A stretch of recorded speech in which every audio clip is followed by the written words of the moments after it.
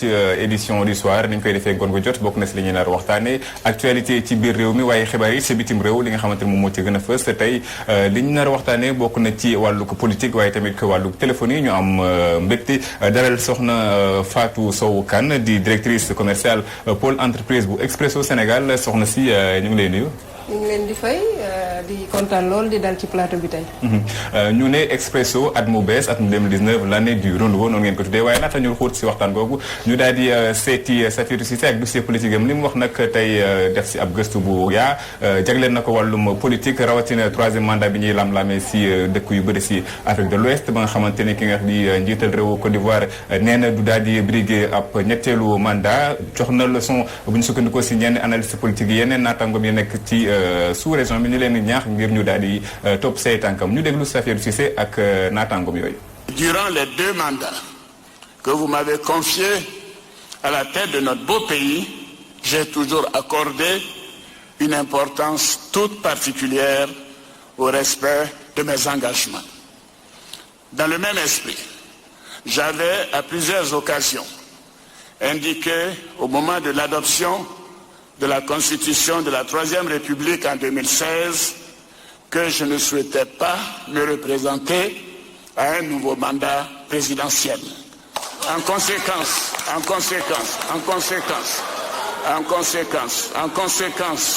En conséquence, je voudrais vous annoncer solennellement que j'ai décidé de ne pas être candidat à l'élection présidentielle. dootuma présenté waat ngir amal ñetteelu mandat kaddu Alassane Dramane Ouattara yooyee yëngalul benn yoon kii di Rosner Ludovic moom mi xamle ne lu nu mel du benn yoon événement waaye terewul rek muy sàkku si yeneen njiitu réew yi ñu jël exemple si Alassane Dramane Ouattara. déclaration bu normal la nit ñi ñoo ko bëgg yóbbu fu mu eggul waaye amul rien d'extraordinaire constitution moo ko ne defal 2 mandats pare na 2 mandats day dem yoonam. kon su waxee def mu 3e mandat loolu du événement mais seulement ñun fii en Afrique dañu tàmm façon yu mel noonu te lii moo tax tubaab la ñu mën a respecté ba mbukk 2 mandats nga war a def pare nga dem sa yoon. xëy na nag li mu wax ni dina inspiré yenn chef d'état yoo xam ne ba tey ñu ngi ci lëndëm démb ñu organiser référendum ne dañuy fexe ba kenn du def 3e mandat ñoom solo ba ñu laajante ñu ne non du ma wane waaw du ma ne déet dama yaakaar ni vraiment nit ki dafa war a am ngor boo xam ni sa kaddu da nga koy sàmm. bu la pouvoir jiital ba nga wàccee deru nit ku ñuul. kii tamit nga xam ne xelam dafa màcc jëm si wàllum politique di Karim Diakhaté di xamle ni décision bu sage la. déclaration bi mu def fan yi passé wax ne du bokk ci élection bi am ci mois d'octobre bi di ñëw fii ak juróom-ñaari weer bon nekk na déclaration bu rafet bu ñu war a quand même nuyu gërëm ko ci quoi waaye nag nañu xam ne aussi. 31 décembre bi passé moom ci boppam defoon na déclaration di wax ne dafay modifier constitution bi et que élection yii di ñëw ibbil na ko ñëpp te moom sax xalaatoon na ne waroon na ci mën a participer donc amoon na genre jiixi jaaxa bi ci amoon ba nit ñi doon werante ndax dina am ak du am mais pour revenir plus exactement ci li ñu ma laaj ni Alassane Ouattara njëkkewu ko parce que président Mahamadou Issoufou bu Niger moom ci mois d'avril 2017 boobu ak léegi mat na daanaka ñetti at moom ci boppam njëkkoon na wax ne du bokk ci ay élections que daal 2e mandat boobu ci lay yem dina bàyyi keneen ñëw wutu ko te dafay doon sax premier président wu Niger buy def loolu parce que foofu de tout temps seen pouvoir yi ay coup d'état moo ci daan am ak yooyu. am na également ñeneen ñu mel ne par exemple Mouhamadou Buhari président wu Nigéria bi wax ci 31 décembre bi passé que ne élection 2023 yi ñëw du ci bokk. donc li Alassane Dramane Ouattara wax fan yi dafa baax ci contexte bi ñu nekk parce que ñu bëri ñi ngi werante naan ndax amul dëkk yoo xam ne seen président yi amuñu idée wu nekk naan dañuy envisager def 3e mandat. sukkandeku si constitution bi ba yokku li mu mandat yi am na lu bëri lu mën a jur bu ñu sukkandikoo si Rosner Ludovic. peuple du nangu loolu. référendum lañ demoon def suñu référendum ne mandat 2 ans 2 mandats kenn du ko yokk. nit bëgg ñoo changer loolu ba tey mu dee de du yomb ci moom de. yooyee kàddu nag Karim Diakhaté di koy dëggal. waaw fu ñu toll nii dëkku Afrique yi maanaam dañ dem ba gis ne mandat yi dañ koy war a limiter parce que am na dëkk yu bëri yoo xam ne ñoom dañuy toog président toog fi 20 ans 30 ans ñeneen ñëw bëgg véritablement éterniser wu li ñu naan éterniser wu au pouvoir te loolu dafa nekk loo xam ne actuellement fu ñu toll ci développement wu Afrique weesu nañu foo xam ne nit dina war a ñëw di exercer ñaari ba ñetti mandat jëm juróom ak yooyu gis nañ ne fan yi passé dëkk bu mel na Togo président bi fa nekk foofu Essogina Gnassingbé am na 4e mandat mais moom fexe woon na xëy na sax moom daf ci am chance modifier constitution balaa coow li am mu dugg ci fekk mi ngi woon ci 3e mandat léegi mi ngi exercer son 4e mandat mais fi ñu toll nii tembe dëkk yi dem nañ ba gis ne wax dëgg yàlla ñaari mandat ko def war a mun a bàyyi dem may keneen. Alassane Dramane Ouattara ñu koy félicité si àdduna wërngal képp ndax constitution bu réewam bu mu respecté lu ñu mel nag di wone rek ni démocratie sooxe na si Afrique si nu ne rek journaliste analyse politique yi di sàkku si yeneen i njiitu réew yi ñu roy si Alassane Dramane Ouattara respecté ñoom tamit seen constitution. jërëjëf Safiatou Cissé si jàngat boobu ci wàllum politique ñu soobu nag si waxtaanu tey bi jagleel ko wàllum téléphone yi ci réewum Sénégal rawatina Expresso ndax gan gi ñu amee tey di Fatou Sow Kane mooy directrice commerciale pôle entreprise bu Expresso soxna si ngeen nar a amal ab retour noonu ngeen ko tuddee l'année du renouveau muy 2020 laata ñoo dikk sax si seen stratégie bi ngeen bëgg a teg ñu waxtaanee d'abord def état des lieux téléphonie fii ci Sénégal dañu gis ni dafa bëri ay jafe-jafe yi bokk na ci wàllum problème réseau waxuma sax cartographie bi mais dëkk yi nga xamante ne am nañ réseau ñoom it dañuy am ay jafe-jafe ngir daal di ay wooteek mbir yu ne mel fan la problème bi situé wu. waaw maa ngi rafetlu laaj bi tey bu ñu jàngatee li jëm ci téléphone yi jëm ci Sénégal comme ni nga ko waxee bugguma utiliser mot problème waaye léeg-léeg clients yi jànkoonteeg ay jafe-jafe ci wàllu woote bi li koy expliquer mooy population bi day augmenté wu léeg-léeg tamit dëkkuwaay yi densification beeg urbanisation loolu yëpp dañ ko war a jël en considération parce que bu amee couverture tamit te population bi fi ñu nekk noonu ñu concentré wu fa li ñuy wooyee ci tubaab congestion daf fay yomb te xam nañ ne léegi nit ñi dañuy jëfandikoo téléphone lu bëri ci seen wàllu liggéey ci wàllu jokkalante ak seen ay waa kër ci internet tamit donc yooyu xëy na war na mën a laal qualité bi ñu doon am avant ci wàllu jokkalante noonu laa ko mën a jàngatee daal. bu ñu waxee si accès. si réseau bi dinañ wax si cartographie bi. waaw ndaxte boo seetloo réseau yi Dakar ak Saint-Louis lañ gën a concentré wu. te boo xoolee nag Sénégal lu ñaari réew yooyu kese. lu ñaari dëkk yooyu kese. loolu dëgg la xëy na Dakar ak Saint-Louis comme ni nga ko waxee ak yeneen capitales régionales yi c'est parce que économiquement xëy na ñoom ñoo gën a taxaw. donc bu ñu xoolee côté business bi rek xëy na dañuy xalaat ne ñun foofu rek la ñuy wala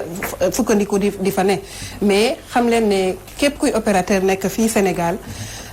charte yi ñu ne tegal sax dañ na la da ngay war a couvrir l'ensemble du territoire donc mooy goxu Sénégal yëpp 14 régions yëpp zone rurale yëpp te loolu tamit nag bokk na suñu yitte ñun Expresso Sénégal je pense que bi ñu fiy doog a ñëw 2007 di lancer sax réseau suñu premier réseau en 2009 tamit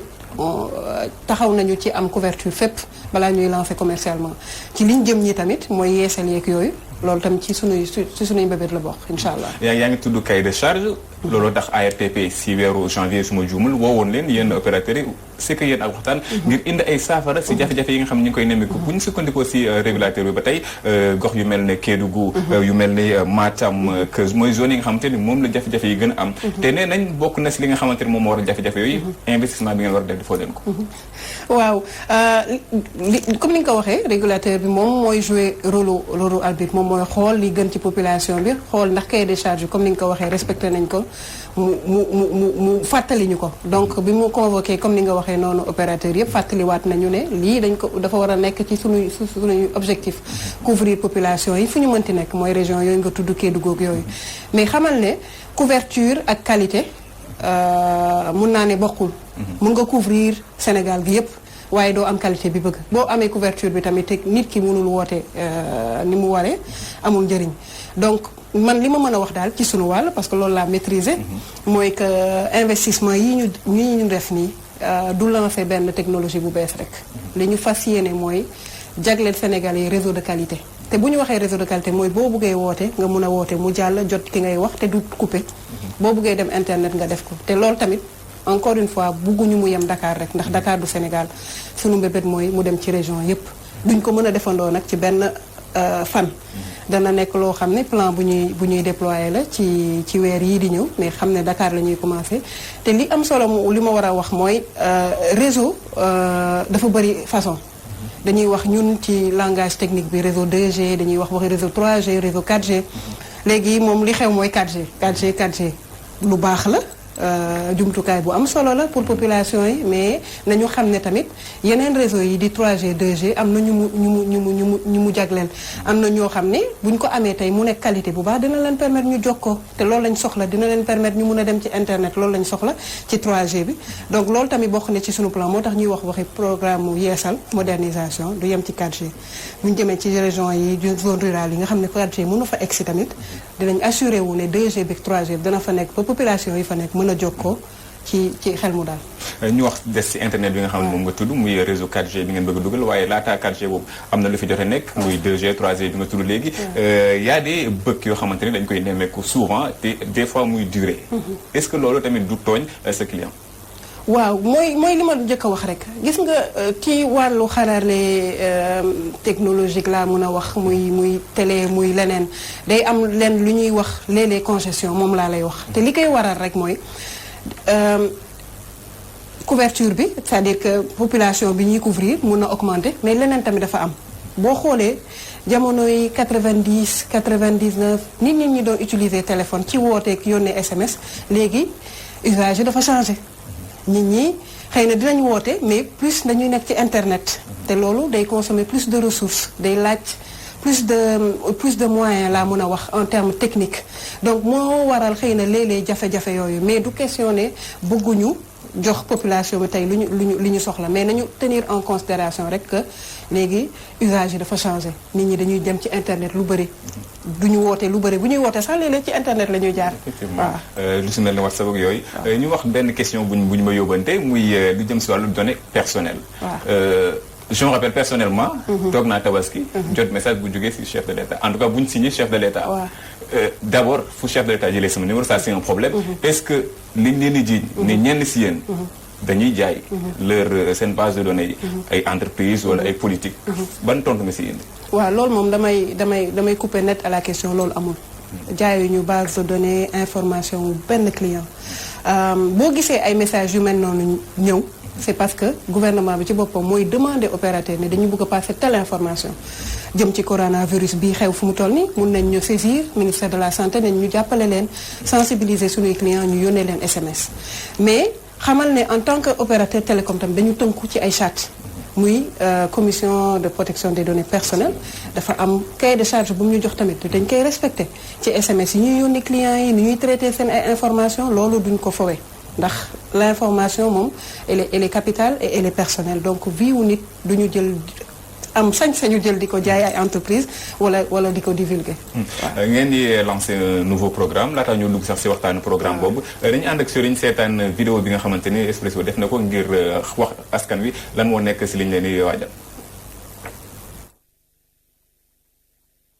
C'est officiel, le 31 mars prochain, les consommateurs d'Expresso pourront se connecter au réseau 4G. Aujourd'hui, l'objectif d'Expresso Sénégal reste toujours le même, c'est-à-dire permettre l'accès aux populations à la richesse du monde connecté. Qui explique aujourd'hui qu'on soit là tous réunis pour célébrer le premier appel passé sur notre réseau 4G. À partir du 31 mars, nos clients, nos consommateurs sénégalais pourront bénéficier des offres commerciales 4G. Un réseau et une connexion plus performants. Ce qui va changer dans l'expérience client, que je pourrais dire, c'est la vitesse de la connexion. Aujourd'hui, je pense que la plupart des Sénégalais utilisent l'Internet, que ce soit sur les réseaux sociaux, que ce soit pour visualiser des films. Donc aujourd'hui, avec cette 4G d'Expresso Sénégal, l'expérience sera encore plus meilleure en termes de connexion, de rapidité et de fiabilité. Nous avons entamé un grand projet qu'on a appelé un projet de modernisation. Et donc, qui parle de modernisation parle de qualité de réseau. Que ce soit le réseau 3G, que ce soit le réseau 4G, nous assurerons une qualité à nos consommateurs. Comme vous venez de le voir sur les tests techniques, on est monté jusqu'à 267 mégabits par seconde. Ceci est une performance, comme vous avez vu le voir sur les speed tests, les tests de vitesse du réseau. On est monté jusqu'à 267 mégabits. c'est plus rapide que le câble. Expresso annonce être prochainement à mesure de couvrir l'ensemble du territoire national. La plupart du temps, les régions et les zones rurales sont le plus souvent délaissées par les opérateurs téléphoniques.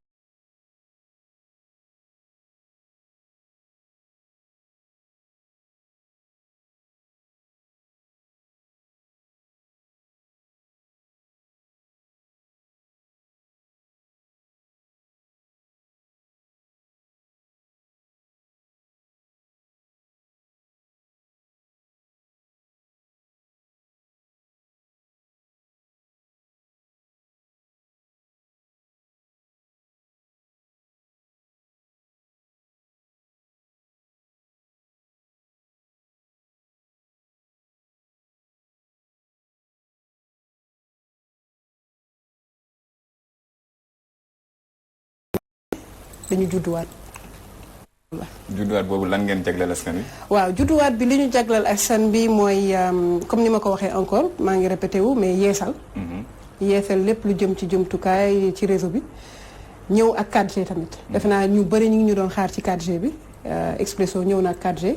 te incha allah rabbi dina nekk 4G boo xam ne dina satisfaire Sénégalais yi. muy ay projet yu ngeen teg mais accessibilité bi ni muy demee surtout si côté xaalis. waaw damay fàttali leen rek ñun defe naa ne Expresso bi ñu fi nekkee ba léegi xaw ma luñ ñu xamalul waaye xamal nañ ñu yëwan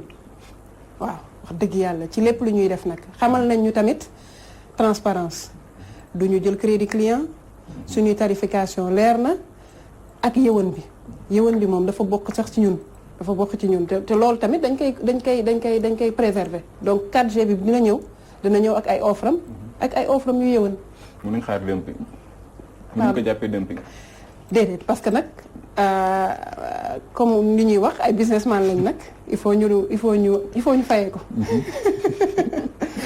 di ko jaajëfal moom Fatou Sow Kane nekk directrice commerciale pôle entreprise bu Expresso Sénégal tey li ñuy waxtaanee xam ngeen ko wàllum téléphonie rawatina Expresso jéego yu yees yi ñu nar a teg ci li nga xamante ne moom mooy 4G muy réseau bi nga xamante ne jamono ji moom moo gën a ñoŋ si Sénégal ci wàllum internet. muy loo xamante soxla nañu ko waaye si côté téléphonie tamit yan formule offre yu bees ngeen indi. waaw ci côté téléphonie yan formule yu bees xam naa ne du ma mën a nag dévoiler offre yi ñu nar a jagleel sunu client yi weer bi bu dee incha allah mais li ma la mën a wax rek mooy du toucher égal kese particulier yi. ñi ngi dinañ jagleel ay offre également entreprise yi te loolu tamit lu am solo la ci ñun parce que benn pàcc boo xam ne la ñu ngi ciy def ay jéego ci wàllu jox leen jumtukaay yu am solo ci wàllu internet connectivité mais également ci wàllu woote ay formules yoo xam ne la vraiment dana leen satisfaire incha allah. jërëjëf soxna si Fatou Sow Kane nekk directrice commerciale pôle entreprise bu Expresso Sénégal nekk suñu gan si édition du soir di leen jaajëfal mbokk yi si teewlu bi léegi ñu ànd ak Khady Sylla si journal 20h bi bu noppee ñu dikkaat jaatal ko si kàllaamay nasaraan jaa ngeen.